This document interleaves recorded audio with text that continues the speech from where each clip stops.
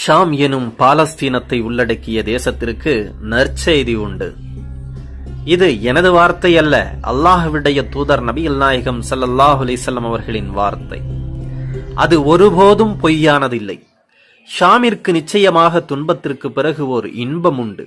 இப்போது வேண்டுமானால் ஷாம் அழிக்கப்படலாம், ஆனால் ஷாமிற்கென்று ஒரு நாளை அல்லாஹ் ஏற்படுத்துவான் நிச்சயமாக, இன்ஷா அல்லாஹ்.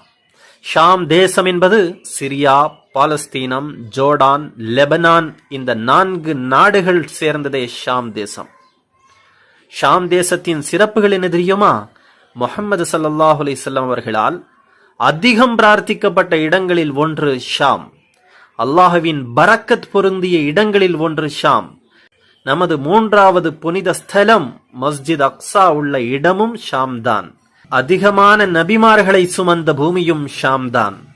உலகில் அனுப்பப்பட்ட அத்தனை நபிமார்களின் நெற்றி சுஜூது செய்த இடமும் ஷாம் தான்.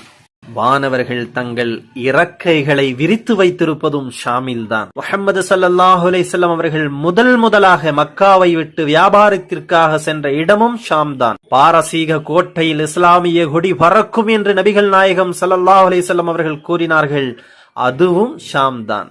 8000க்கும் அதிகமான சஹாபாக்கள் ஷஹீதானதும் இந்த ஷாமில்தான். உலகின் பல இடங்களில் குழப்பம் ஏற்படும் போது ஈமான் தஞ்சமடைவது ஷாமில்தான். கியாம நாள் வரையிலும் ஈமானிற்காக மட்டுமே போராட்டம் நடக்கும் பூமியும் ஷாம் தான்.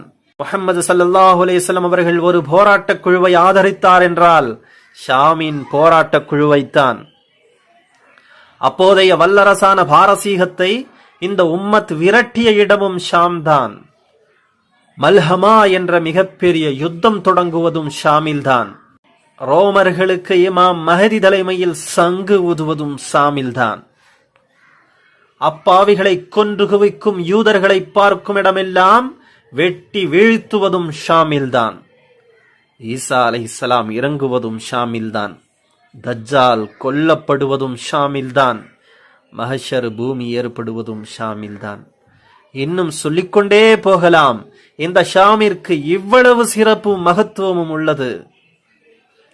ஷாம் அழிக்கப்படுகிறது என்று யாரும் கவலை கொள்ள வேண்டாம்.